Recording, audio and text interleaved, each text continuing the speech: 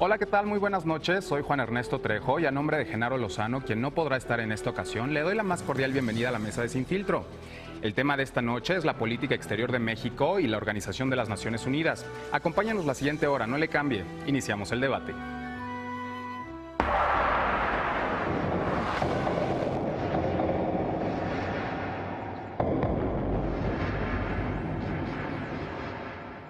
La 73 Asamblea General de la ONU inició y México participará en ella. ¿Cómo y para qué lo hará? De esto y más hablaremos esta noche. Y para ello hemos dividido los bloques de la siguiente manera. Bloque 1, Naciones Unidas. Retos de la 73 Asamblea General. Migración, refugiados y objetivos de desarrollo sostenible. Trump y la ONU. Bloque 2, México, logros recientes del multilateralismo, principios de la política exterior y la designación de Juan Ramón de la Fuente como nuestro próximo embajador. Bloque 3, otros actores, el Senado mexicano y las conclusiones. Y para hablar de ello me acompaña en la mesa, ya ha estado previamente, Rodrigo Guillot. Él es estudiante de Relaciones Internacionales de la Universidad Nacional Autónoma de México. Bienvenido, Rodrigo, ¿cómo estás? Muchas gracias, Juan Ernesto. Muchas gracias por estar acá. Por primera vez en la mesa de Sin Filtro, Inés Carrasco Scherer. Ella es directora de investigación del Centro Gilberto Bosques del Senado y maestra en Relaciones Internacionales por la London School of Economics. Inés. Muchas gracias, Juan Ernesto. Bienvenida. También está Mónica Trigos, por primera vez en la mesa de Sin Filtro. Ella es colaboradora de la División de Campañas de My World México y asociada del Consejo Mexicano de Asuntos Internacionales. Mónica, bienvenida. Muchas gracias, Juan.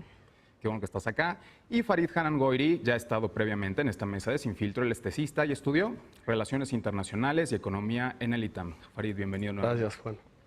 Pues muchas gracias por estar en la mesa. La verdad es que Genaro Lozano siempre hace este tipo de mesas de discusión para analizar los temas internacionales poco comentados en ocasiones dentro de los espacios de opinión pública, pero que también son muy importantes. Iniciamos la 73 Asamblea General de Naciones Unidas, tiene 73 años, el organismo internacional más grande y más importante del mundo de existir, y por primera vez una latinoamericana lo preside. Una ecuatoriana, la ex canciller María Fernanda Espinosa, es la que va a presidir los trabajos con una agenda de 7 puntos a lo largo de este año. Entonces, y entre esos puntos también estará el impulso de los Objetivos de Desarrollo Sostenible, la Agenda de Desarrollo Sustentable, que es en favor de toda la población del mundo, para la cual en 2015 los países se pusieron de acuerdo. Ya han salido varias iniciativas, entre ellas una que nos agrada muchísimo, que es My World México, y que Mónica, estás involucrada en esto como parte del voluntariado, ¿no? Sí, pues yo les quería platicar. Estoy dentro de esta iniciativa que se llama My World México, que es parte de la campaña de acción de los Objetivos de Desarrollo Sostenible. Y lo que buscamos es la movilización de las personas y de las organizaciones para la implementación, el seguimiento, el financiamiento, la socialización de los Objetivos de Desarrollo Sostenible en todo el país. Entonces, tenemos una red de organizaciones, de academia, de voluntarios que hacen acciones a favor de los objetivos en diferentes estados de la República. Entonces, tenemos como esta red de incidencia para socializar y llevar a cabo los objetivos por parte de todas las personas, ¿no? Que es lo que considera la agenda, que todos tienen que hacerse parte de la misma. Que son 17 objetivos, ¿no, Mónica? Sí. ¿Y de qué tratan estos objetivos? Pues la agenda se basa en 17 objetivos que están, por ejemplo, viene desde educación de calidad, igualdad de género, ciudades sostenibles, a favor de la acción climática. O sea, tiene como diferentes temáticas y ejes transversales a favor del desarrollo sostenible, como por ejemplo la igualdad de género, que sería un acelerador para el desarrollo. Claro. Entonces, cada uno tiene 169 metas, indicadores que todos los países tienen que cumplir, y justo en esta agenda se considera la parte de las alianzas y de la cooperación internacional, donde es algo muy importante porque ya se considera la participación de todos, como por ejemplo el sector privado, las organizaciones de la sociedad civil. O sea, ya no es una acción solamente de los gobiernos. Entonces, claro, pues en el voluntariado hacemos esto y justo estamos con la campaña del aniversario de la agenda. Pues felicidades por ese gran trabajo y por aterrizar los temas internacionales a la gente, que es lo que se debe hacer, ¿no? Rodrigo, pues empezamos con una nueva presidencia, la Asamblea General de la ONU. ¿Qué se va a discutir en esa asamblea? ¿Qué consideras que es como lo más importante que se va a estar debatiendo el siguiente año y comandado principalmente por María Fernanda Espinosa de Ecuador? Así es, me parece que el dato que nos proporcionas es de una importancia simbólica muy, muy bonita, y es que es la primera vez que una mujer latinoamericana preside la Asamblea General de las Naciones Unidas. Me parece que nos habla de la necesidad de que sean los pueblos quienes conduzcan, quienes manden en la deliberación, y que sean los intereses de los pueblos los que sean defendidos en la Asamblea General de la ONU. Decía Winston Churchill que la valentía es correctamente estimada como la primera de las cualidades humanas, porque es la que garantiza que existan las demás. Me parece que en esta época de incertidumbre en el escenario internacional es necesario que se construyan liderazgos con valentía que puedan enfrentar a las diferentes problemáticas, y qué mejor que los liderazgos sean construidos en América Latina, qué mejor que estos liderazgos emerjan desde los pueblos y bueno, habrá muchos retos que enfrentar. Habrá mucho autoritarismo al que enfrentarnos. Uno de los temas que vamos a tocar más adelante es Donald Trump en la ONU.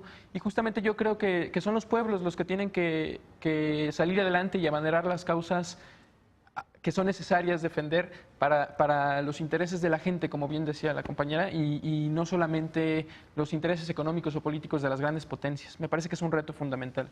Claro, y sobre todo, pues bueno, o sea, entrémosle al tema de Trump, ¿no? Por ejemplo, o sea, Inés, o sea, vamos a tener a una presidenta de la Asamblea General, una mujer, va a ir Trump, les va a organizar, creo, una recepción a los jefes de Estado y de Gobierno que vayan la noche en la que se inaugura el debate general, me parece. Donald Trump, un presidente calificado como misógino, ¿no? Con muchas acusaciones respecto a este tema de empoderamiento de la mujer. De repente tenemos a Ivanka Trump ahí nada más como estandarte ahí puesto, pero realmente no hay una verdadera agenda de empoderamiento de la mujer. Y sí va a ser la prioridad número uno de esta Asamblea General, ¿no? ¿Cuál es la importancia de esto? Yo creo que me gustaría decir que sí, quizás la prioridad de la Asamblea General va a ser el tema de género, pero yo creo que uno de los temas a los que se enfrenta la ONU hoy es un problema de legitimidad, que es un problema al que se enfrentan todos los gobiernos del mundo en distintas medidas, pero creo que parte del problema, bueno, Trump ha calificado a la ONU como un club de gente que platica y se la pasa bien. Entonces, ha recortado presupuestos, ¿no? Se ha salido de organismos. Sí, exacto, y ha denunciado muchos de los pactos suscritos dentro de esta organización. Entonces yo creo que cuando hablamos de estos organismos internacionales, es muy importante esa legitimidad y es muy importante ese compromiso con sus ideales. Obviamente estos espacios no existen para que los líderes simplemente se reúnan y discutan entre ellos, existen para que avancen agendas, como bien mencionas, globales para la mejora del resto del mundo. Ahora, el tema que yo creo que es un gran reto para la ONU es cómo es posible mantener esa legitimidad cuando tantos actores tan importantes dentro de la organización y fuera están denunciando sus prácticas y además están enfrentando a todas estas acusaciones de mal manejo de las operaciones de mantenimiento de la paz, de abuso sexual, de explotación. Entonces creo que tiene muchos problemas de legitimidad hoy la ONU. Creo que todos estamos de acuerdo que un foro internacional de discusión es imperativo para la buena relación entre naciones, pero creo que también tenemos que cuestionar un poco por qué se ha debilitado ese espacio, y yo creo, mi consideración es que tiene que ver con la exigencia creciente de las poblaciones. Ya no es solamente un reconocimiento de liderazgo, un reconocimiento de jerarquía, ya es realmente un exigir qué vas a lograr en la ONU, cómo me va a beneficiar esto a mí, y yo como país, por qué tendría que ceder ciertas consideraciones, sean seguridad, sean económicas, sean etcétera, por estos objetivos generalizados que al final del día yo veo que muchos países líderes no están adoptando, ¿no? Por ejemplo, en temas de cambio climático. Entonces, yo creo que ese es un gran reto de la ONU, el tema de legitimidad y el tema de poderse seguir centrando como un espacio útil. Bueno, y un organismo internacional, también hay que decirlo, bastante esclerótico. Una de las cosas que también supuestamente se van a impulsar es una reforma a la ONU bastante necesaria. Hoy prácticamente muchas de las grandes decisiones de la ONU solo se toman en el Consejo de Seguridad, ¿no? Exactamente. Un puñado de países que deciden todo internamente. Entonces, esto es lo que critican en ocasiones países en desarrollo como México también, como Alemania. Que el Consejo de Seguridad ya no refleja el mismo mundo que reflejaba cuando Claro. se creó el Consejo de Seguridad. No seguimos existiendo en este mundo bipolar, somos un mundo multipolar, tenemos muchísimas potencias y de distintas capacidades. No es solamente el tema económico o geopolítico, es también mucho de las aportaciones de los países, ¿no? Pero sí es importante también, por ejemplo, que la gente sepa que los temas que se discuten en la ONU no solo son coctelitos de diplomáticos y ya, ¿no? O sea, sí importa que Estados Unidos no esté, por ejemplo, en Naciones Unidas, en los organismos internacionales, porque si no está, no hay cuota pagada, ¿no? Y si no hay cuota pagada, no hay presupuesto para programas. ¿Y qué tipo de programas? De bote pronto se me ocurre, por ejemplo, el el de ONU-SIDA, por ejemplo, ¿no? Que cuánto del control de la epidemia en África no depende de eso. El mismo programa, por ejemplo, del PrEP, ¿no? De la profilaxis preexposición. Aquí en México está a cargo también de ONU-SIDA, entonces es un tema sumamente vital que, pues, híjole, nos lleva a preocuparnos bastante. Pero uno de los temas también muy importantes que va a estar, Farid, seguramente tú lo conocerás, es el tema de migraciones, que es un tema que también se ha impulsado con México, ¿no? Con la participación mexicana, pero que va a tener un foco especial en esta Asamblea General. Sí, definitivamente el tema migratorio va a ser importante. Uno de los grandes logros que podríamos decir del multilateralismo mexicano fue el Pacto Mundial de Migración, que se acaba de adoptar recientemente. Y justamente es un enfoque que le conviene a México, ¿no? Que resalta los beneficios que da la migración. ¿Y en qué consiste este pacto? El pacto, más que ser un tratado vinculante, que no lo es, porque además Estados Unidos se salió, es un acuerdo que tiene un poder político poderoso, que lo puedes meter a tu discurso, porque justamente evidencia con datos los beneficios de la migración. Por ejemplo, te doy un dato, el 3.3%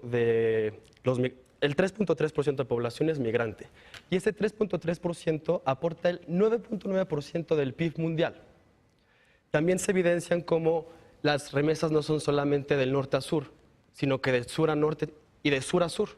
Entonces, este tipo de evidencias que se acordaron en el pacto es lo que le da un poder político poderoso para la narrativa de los temas. Pero más allá de la migración, me parece que hay otros temas en la agenda de la Asamblea General de Naciones Unidas importantes. El primero es el de la explotación y abusos sexuales por parte de los cascos azules en las operaciones de mantenimiento de la paz, que tiene que ver mucho con la legitimidad que estaban diciendo. Eso le resta legitimidad a Naciones Unidas. El tema del comercio internacional, que está amenazado por unas guerras comerciales que se están haciendo principalmente entre China y Estados Unidos. El tema del cambio tecnológico rápido. Las tecnologías están avanzando a pasos gigantes, y la adaptabilidad institucional no alcanza. Entonces, se tiene que coordinar el esfuerzo entre los países para ver cómo lo hacemos para aprovechar esos cambios tecnológicos. Me refiero a Big Data, inteligencia artificial, robotización, automatización, para alcanzar los objetivos del desarrollo sostenible y que no se vaya a, por ejemplo, killer robots, que puede ser que pase y sean una amenaza para la seguridad internacional. Esos son como los principales retos que yo veo en la agenda. Yo, bueno, creo que deberíamos poder añadir un eje. Me parece que Estados Unidos está entrando en una crisis hegemónica y una crisis política interna que también afecta, por supuesto, el panorama internacional. Una encuesta de Gallup el año pasado, me parece, le daba un 20% de decrecimiento a la popularidad de la imagen de Estados Unidos en el mundo. Además de esto, pues Estados Unidos está siendo rebasado por Rusia y China en temas como militares, económicos, incluso tecnológicos, como tú bien mencionabas. China, ¿no? Que es el defensor del libre comercio. O sea, ¿quién hubieras pensado eso? Claro.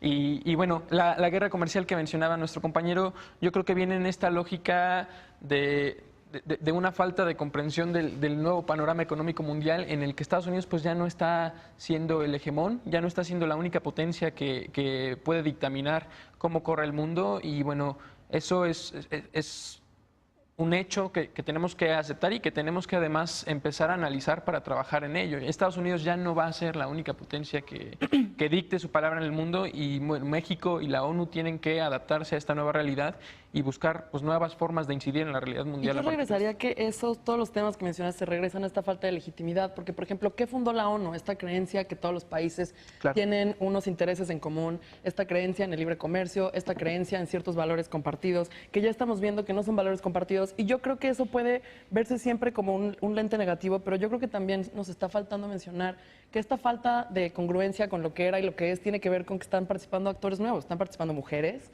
que cambia una discusión, están participando comunidades indígenas, cada vez más fuertes ante el tema de cambio climático, están participando comunidades migrantes, porque también es el tema, yo creo que parte de lo importante del Pacto Mundial de Migración es que pone a los migrantes como el centro de de la atención. O sea, la migración, también creo que ese va a ser un tema importante de la ONU, porque justo este tema, yo creo, de legitimidad y de conflictos, se regresa a esta idea de las fronteras, ¿no? Entonces, la ONU es este grupo de países, todos definidos, todos demarcados, que tienen sus intereses y que, bueno, buscan un espacio común. Pero cuando hablamos de temas migratorios, cuando hablamos de flujos de personas, cuando hablamos de flujos de bienes, cuando hablamos de estas interacciones entre países, no hablamos solamente de cruzar una frontera, hablamos de regiones, hablamos de trabajo, hablamos de, o sea, nosotros lo podemos ver perfectamente en la frontera norte de México, en el área de San Diego y Tijuana, no sé si ustedes han viajado al maravilloso aeropuerto, que tienes este cruce interno. Y es una cosa que dirías, bueno, qué tontería. No es una tontería, ha realmente revitalizado mucho la economía de San Diego, que competía con Los Ángeles, competía con San Francisco.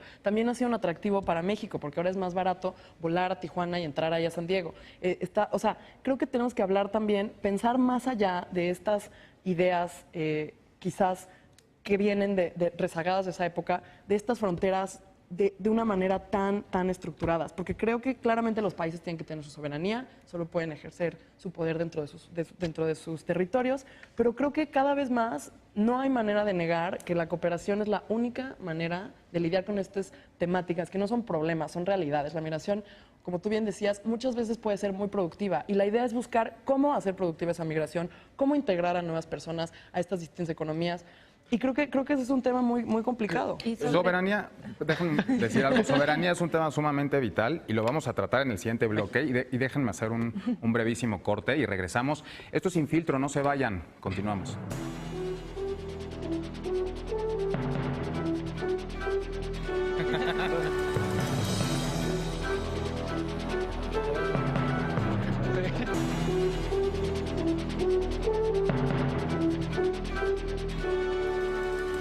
¿Qué tal? Estamos platicando sobre la ONU y la política exterior de México. Soy Juan Ernesto Trejo y estamos en una mesa con Farid Hanan Goiri, Inés Carrasco Scherer, Mónica Trigos y Rodrigo Guillot de la UNAM.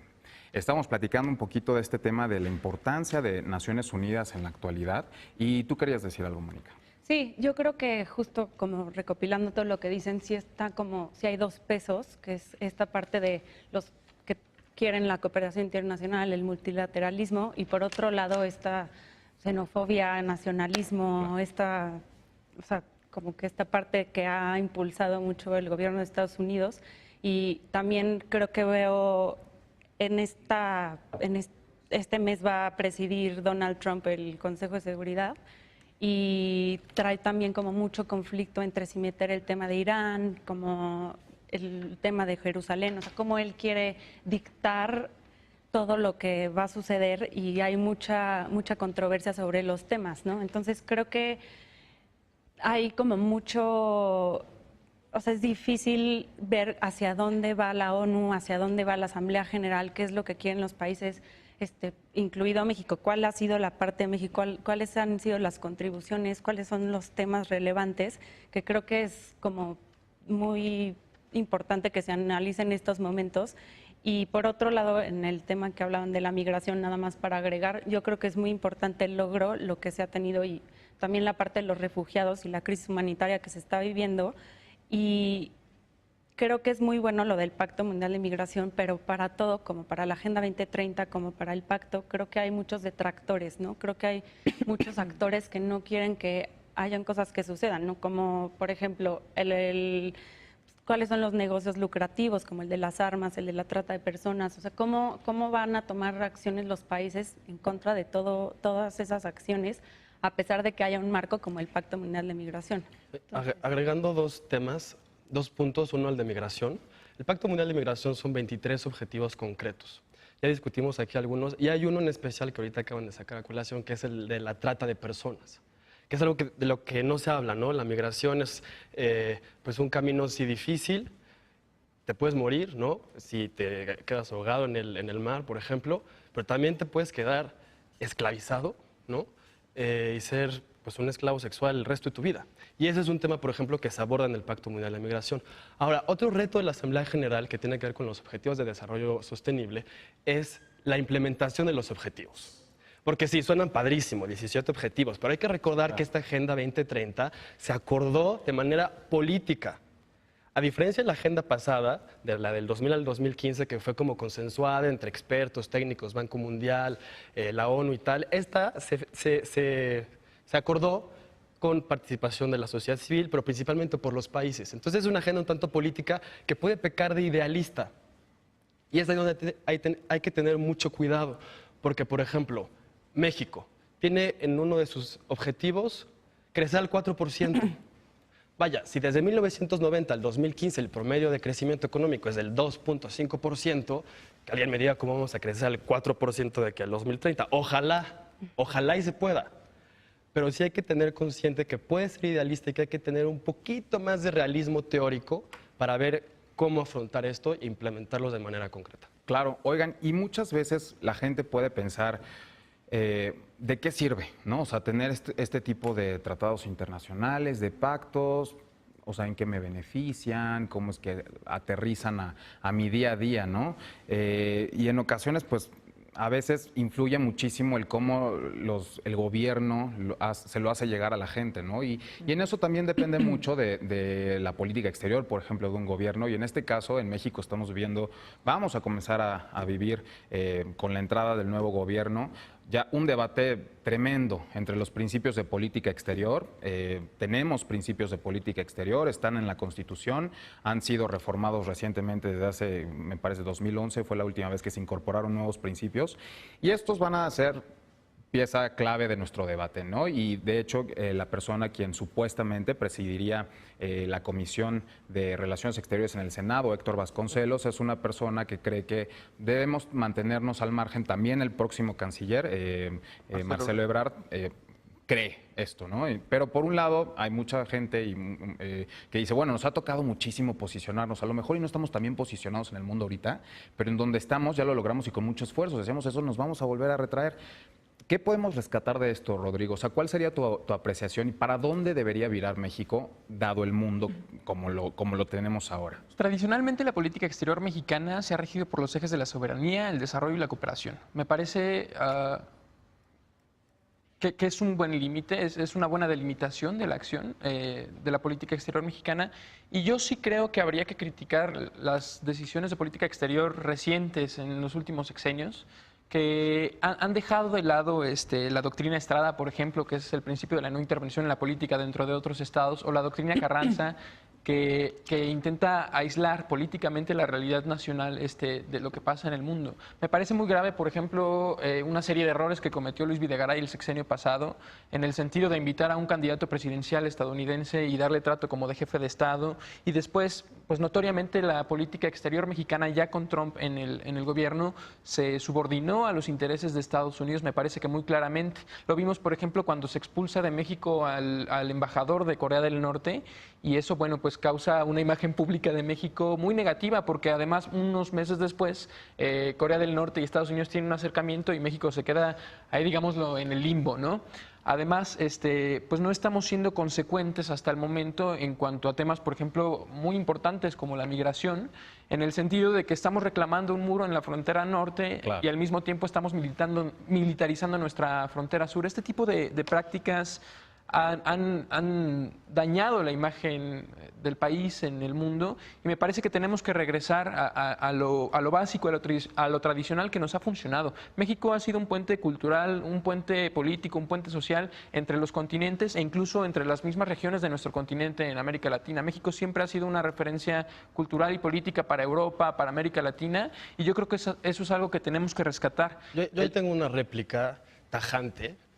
A mí lo que me parece grave y en especial irresponsable es la postura de Rodrigo. A ver, primero, no hay tradición en principios normativos y menos en el de no intervención.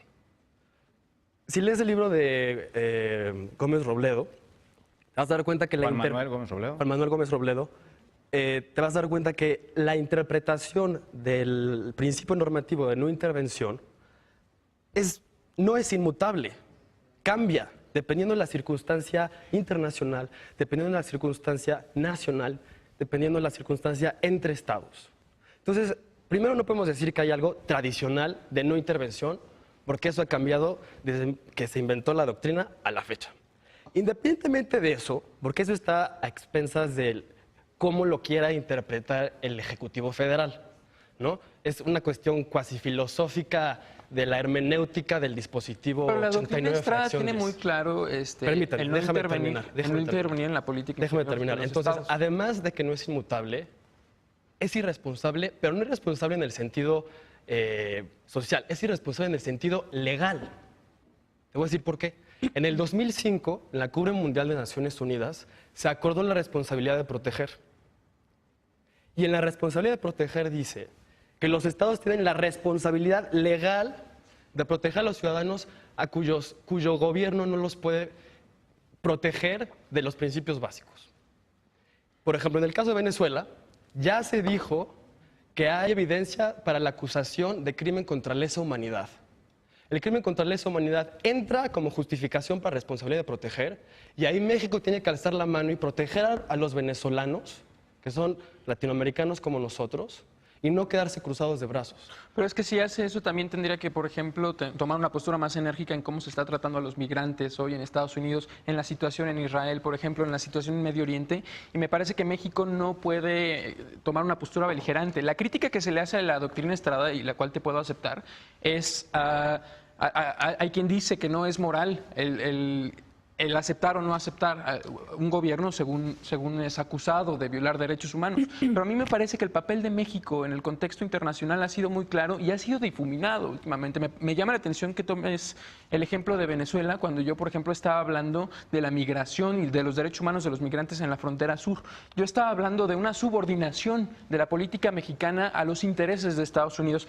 Como es claro que los intereses de Estados Unidos están en contra de Venezuela, independientemente de la valoración axiológica que le podamos dar a Venezuela, entonces México ha tomado a través de la OEA una postura beligerante contra Venezuela y sin embargo en situaciones muy similares de violaciones de derechos humanos en Medio Oriente y en otras regiones no ha alzado la voz. Yo lo que critico es que México no tenga una postura independiente y que México subordine su política exterior a Estados Unidos, lo que me parece muy claro que está sucediendo como los ejemplos que te estoy dando.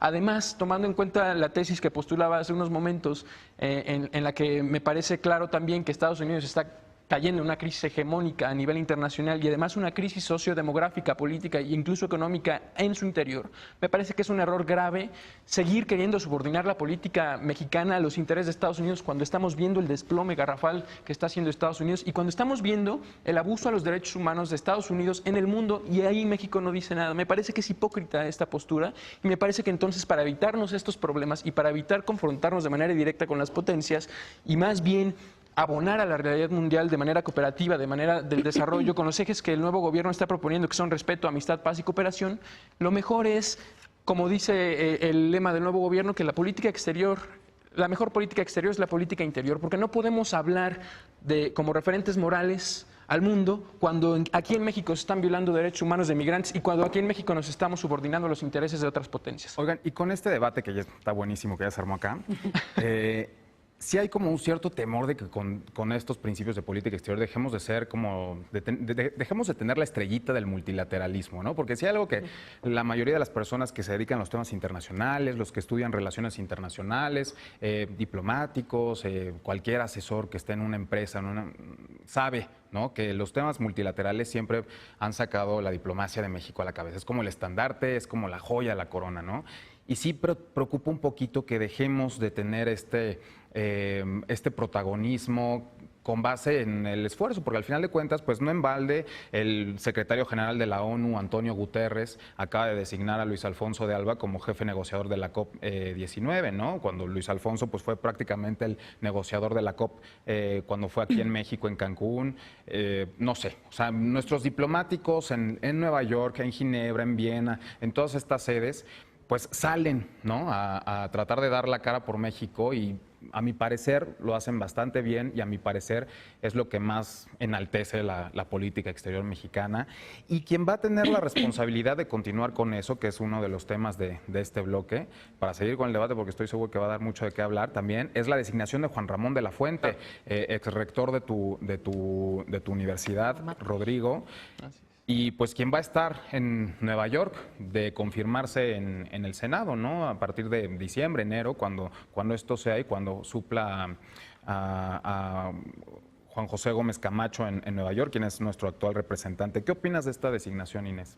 Yo creo que, refiriéndonos a todos estos cambios de política, creo que México está ahorita reevaluando la situación mundial, porque creo que otra vez no podemos hablar solamente de la política de México como una cosa que sucede solo en México por un cambio de gobierno. También, o sea, todo lo que estamos mencionando de los cambios en el mundo, creo que además del cambio de gobierno, tendría que haber esta reevaluación de lo que está pasando y de cómo vemos el mundo y la participación y la cooperación y etcétera. Claro. Porque yo no creo que sea únicamente dentro de estos espacios oficiales, dentro de estos espacios designados, donde puede participar y donde puede enaltecer México mucho la cooperación, por ejemplo, en la región de América del Norte, que obviamente es una región en la que hemos trabajado mucho tiempo.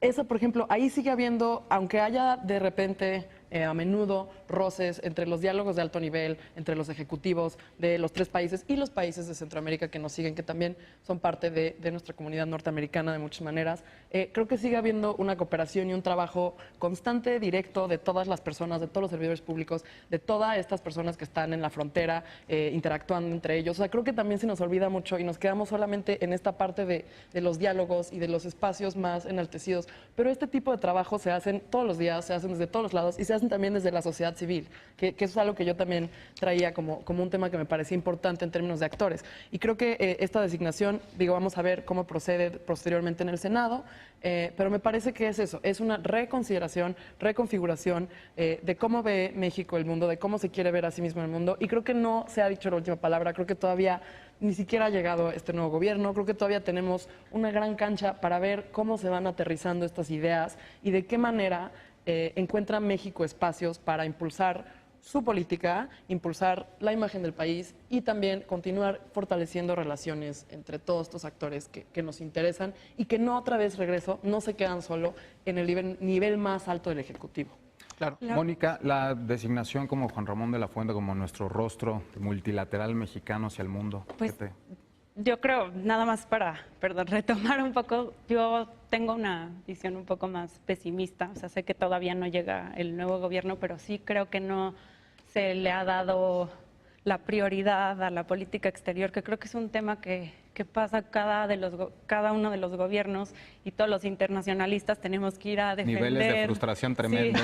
Sí, yo sí creo que con estas posturas y estas declaraciones que han sacado, pues no es prioridad y yo sí veo que puede afectar el multilateralismo, la cooperación internacional de México. Yo sí no creo que, o sea, lo que pasa en el exterior claramente que nos afecta. Lo que estaba diciendo Inés, todo lo que sucede tenemos que ver cómo nos adaptamos, cómo cambiamos, cómo lo enfocamos, pero yo creo que el nuevo gobierno no tiene esa prioridad y no va a impulsar a que México quiera ser el líder o fijarse en América Latina, lo que decían, no sé, por ejemplo, de Venezuela o tomar una postura con lo que está pasando en Nicaragua. O sea, pero al final esas cosas nos afectan lo que pasa en el Triángulo Norte por la migración, nos afecta lo que pasa en Venezuela o podemos cooperar con esos países o con esas personas para incentivar el desarrollo y para, pues no sé, los venezolanos que vienen a México. Sí tenemos que considerar eso, a pesar de que tenemos que trabajar también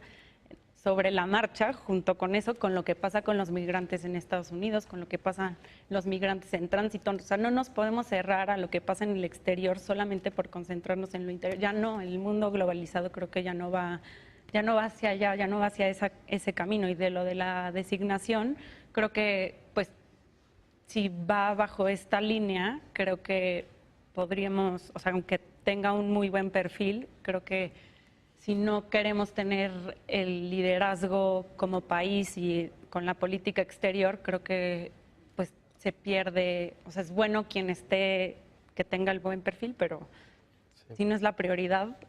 Desde luego, y tocas un tema sumamente vital que va a ser también el de la asignación de presupuesto con todo este tema que vamos a tener de la austeridad y demás. Sí.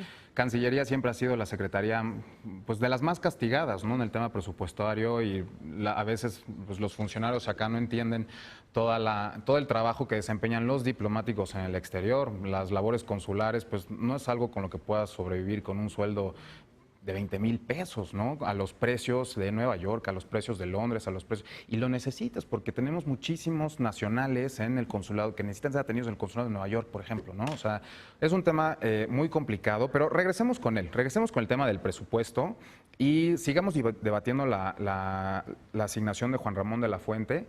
Déjenme hacer un brevísimo corte y regresamos. Ustedes no le cambien, vamos a la última parte de Sin Filtro.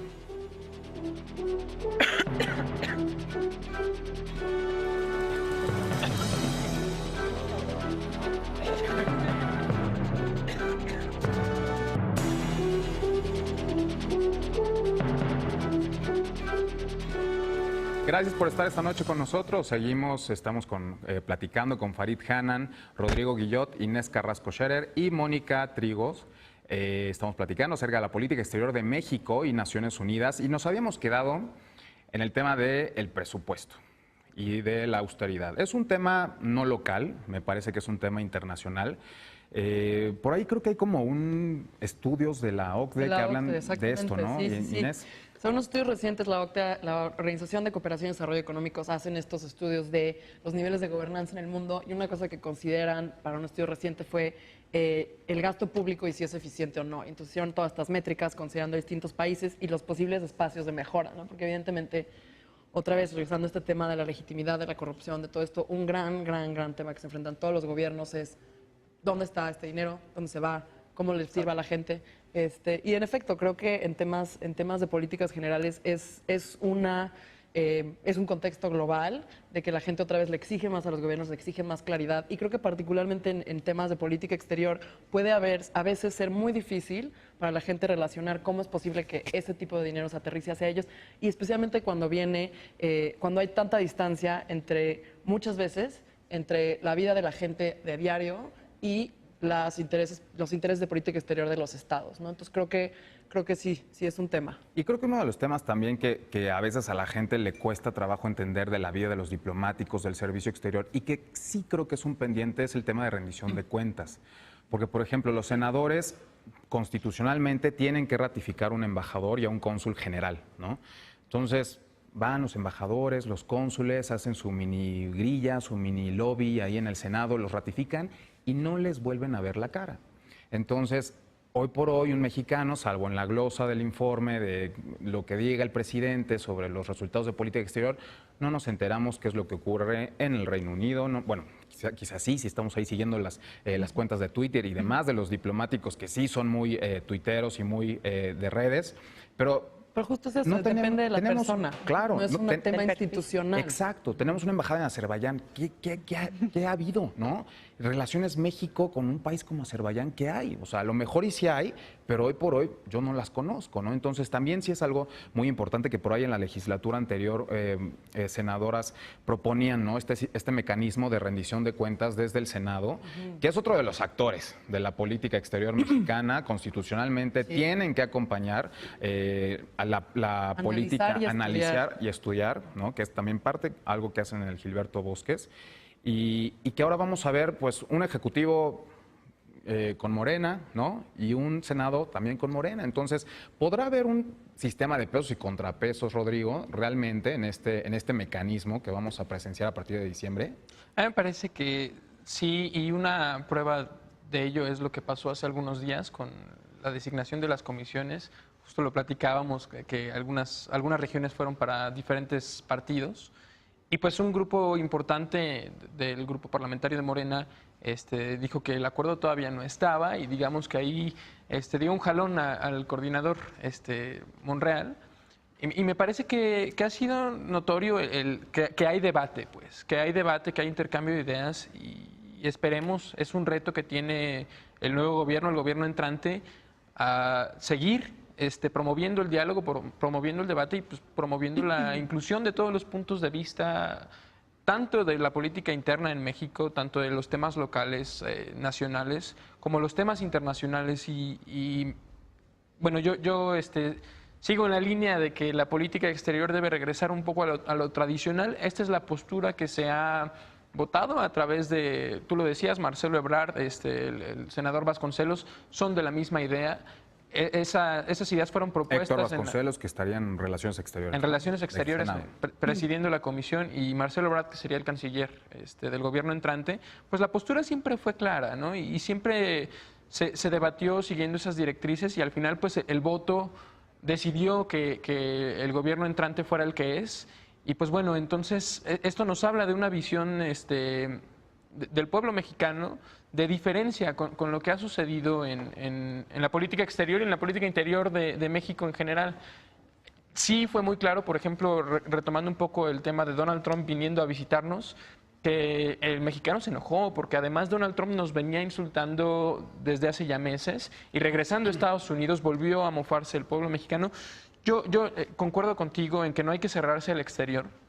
Sin embargo, sí plantearía un enfoque diferente a cómo se interactúa con el exterior, sobre todo en el tema de Estados Unidos. Y si bien el multilateralismo nos ha traído un liderazgo a nivel internacional, a nivel regional, me parece que también hay otras formas de interacción que pueden, como siempre, México ha sido posicionado, pueden posicionar a México en el contexto internacional como un referente moral, que ya lo es, como un referente cultural, que ya también lo es, como un referente político, porque yo insisto que tenemos una posición geopolítica privilegiada al ser vecinos de una de las potencias de Estados Unidos, al ser también la conexión con todo el continente americano y a través de la cultura y de las relaciones sociales, culturales, políticas con Europa. Me parece que somos un país que siempre va a tener al mundo, las miras del mundo puesto en él, y hay que simplemente redefinir algunas cosas y seguir trabajando hacia adelante, no desestimando todo lo que se ha hecho en México, todo lo que México ha hecho en la política exterior, pero sí corrigiendo los errores que han sucedido y que sí han sucedido, que han sido muy graves. Eso es muy bueno. Es el primer morenista que escucho que dice no hay que desacreditar todo. Eso es verdad, no hay que desacreditar todo. Por ejemplo, algunos logros que se hicieron en la asamblea pasada. Uno, bueno, ya fue el Pacto Mundial de Migración, ya lo discutimos. Otro muy interesante es el concepto de sustaining peace, que es la idea de que la paz no puede existir si no hay desarrollo. Para que exista paz tiene que haber desarrollo, y para que haya desarrollo tiene que existir paz. Es un concepto de sustaining peace que viene mucha colación de la Agenda 2030, y es un concepto que se desarrolló en la Misión Permanente de México ante las Naciones Unidas. Y empezó como un grupo de amigos, terminó siendo todo un movimiento en Naciones Unidas, al punto de que ya es una prioridad para el secretario general el Sustaining Peace. Esto, bueno, ese es uno. Luego, otro, por ejemplo, es la resolución 242, que ya la abordamos en el primer bloque, el coordinar la información, el diseminarla, el ver que no se esté yendo la información del cambio exponencial tecnológico para malos propósitos. Esa resolución la lideró México. Y esto lo va a ligar con el tema presupuestario. Si reducimos el presupuesto, si reducimos los salarios de nuestros representantes allá, tanto de los diplomáticos de la rama diplomático-consular o de la técnico-administrativa, de los mismos locales, estos logros tan importantes no se darían simplemente porque no te alcanza. O sea, un local ahí gana $3,000 en Nueva York. Suena mucho, pero $3,000 en Nueva York, pues a duras penas, a duras penas. Entonces, hay que cuidar hay que analizar más bien con mucho cuidado cómo se va a reestructurar el presupuesto, tener algo como Naciones Unidas, un sueldo base para sus funcionarios y un ajuste proporcional dependiendo del país en el que están adscritos. Ahora, sobre los pesos y contrapesos, ojalá y haya este debate, este intercambio de ideas.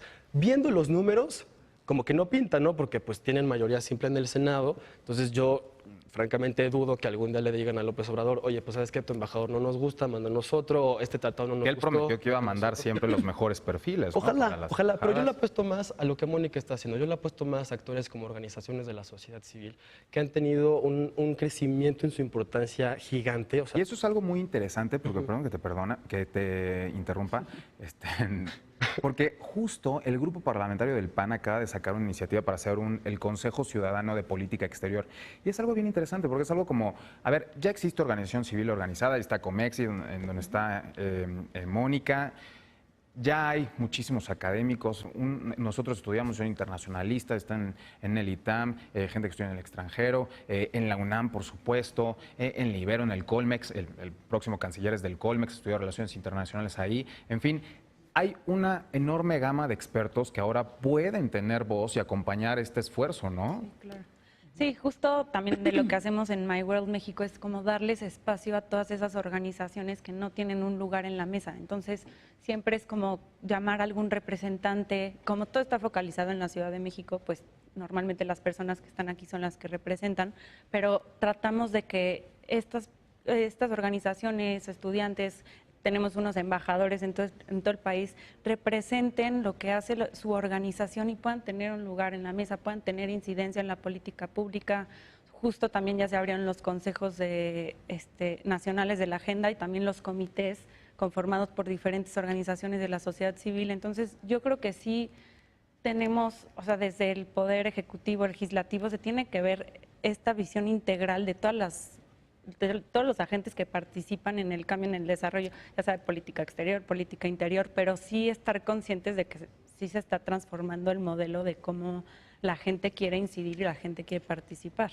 Claro, y parte de eso también se ve ahora en la reasignación de comisiones en el Senado. Antes, digo, seguramente, no sé si lo compartimos con el público, pero tenían 8 comisiones de relaciones exteriores, ¿no? Divididas en las regionales. Además, 2 para las fronteras, frontera norte, frontera sur. Una más para migración. Entonces, eso te hace un abanico y una burocracia tremenda, ¿no? Quizá en este esfuerzo a mí sí me agradaría que se hiciera este esfuerzo de compactar todo en comisiones. Parece que va a desaparecer la de organismos internacionales. A ver cómo lo hacen, porque es un tema, es una comisión que ha sido un trabajo excepcional y abarcaba muchísimas cosas. Yo creo que mencionas un tema importante que es esta idea de la racionalización. O sea, otra vez, cuando hablamos de presupuestos, yo creo que tenemos que tener una claridad muy puntual de decir, no se trata de quitar todo esto, se trata de decir, si estamos acortando estas capacidades, ¿dónde son los espacios donde México realmente tiene capacidades de hacer algo? Porque también, por ejemplo, yo creo, muchas veces, muchas participaciones internacionales, no necesariamente exclusivamente de México y no necesariamente en los foros que hemos tratado, pero acaban siendo estas reales grupos de poco resultado. Entonces yo creo que también quemarse en esos espacios no genera ningún cambio, genera estos diálogos, pero al final del día, otra vez, ¿a qué se aterrizan en política nacional, en política regional, en política local? Por ejemplo, esto del Pacto de la Migración, estamos hablando, ¿de qué sirven estos pactos? Sirven para tener un lenguaje común, ¿no? Para no criminalizar la migración, por ejemplo, eso es muy importante. Entonces, esas son cosas que México yo no creo que va a dejar nunca que se le vayan. Pero entonces el tema es decir, vamos a ver cómo se acaban escogiendo estos espacios, pero pensando que también no todo vale la pena asistir, no todo vale la pena participar, no todo vale la pena levantar la mano, no se trata de más puntos porque es el que más va. También creo que, por ejemplo, en este tema de diplomacia parlamentaria, que es un gran tema del Senado, es cómo se crean estos vínculos entre parlamentos, cómo se establecen estos espacios de conversación, de convergencia, de diálogo, etcétera. También se trata de eso, también se trata de decir, todo el mundo quiere ir a las reuniones de la OCDE, son en París, ¿no? Maravilloso, pero el tema es, ya no es eso, ya es el tema de quiénes pueden realmente aportar a esa discusión, cómo va a llevar México a las personas que van a representar a nuestro país, no solamente el hecho de ya tienes una situación donde puedes ir, entonces deberías de ir, ¿no? O sea, creo que eso es un tema importante. Y otra vez, regresando a los balances y etcétera, creo que realmente las confirmaciones en México, como las hemos vivido de embajadores y etcétera, no se asemejan a las de Estados Unidos, donde hay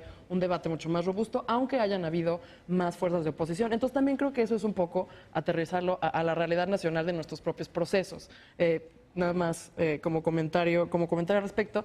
Y yo estoy muy de acuerdo con lo que mencionó Farid, de que habrá que estudiar cómo se establecen estos pagos y estos presupuestos. Y creo que eso es algo que todavía no se ha dicho tan claramente. Bueno, por lo menos a mi criterio no. Entonces, creo que es un poco eso, es una racionalización, es una aterrización en la realidad nacional, la realidad mexicana, y es también un poco de ver cómo se van desarrollando estas cosas, ¿no? Sí puntualizó Héctor Vasconcelos que la reducción de salarios a funcionarios debía ser, bueno, a altos funcionarios y que también a lo mejor el recorte de presupuesto a la burocracia que se planea aplicar en general a todas las secretarías de Estado, a las cámaras y a los servidores públicos en general, debe ser replanteada justamente en este sentido, porque pues los cuerpos diplomáticos tienen necesidades diferentes a los funcionarios que viven aquí. Lo tuiteaba y lo comentaba Héctor Vasconcelos, y sí me parece que es un tema muy importante de analizar y de concretar en el debate. Eso ¿no? se le aplaude a Vasconcelos.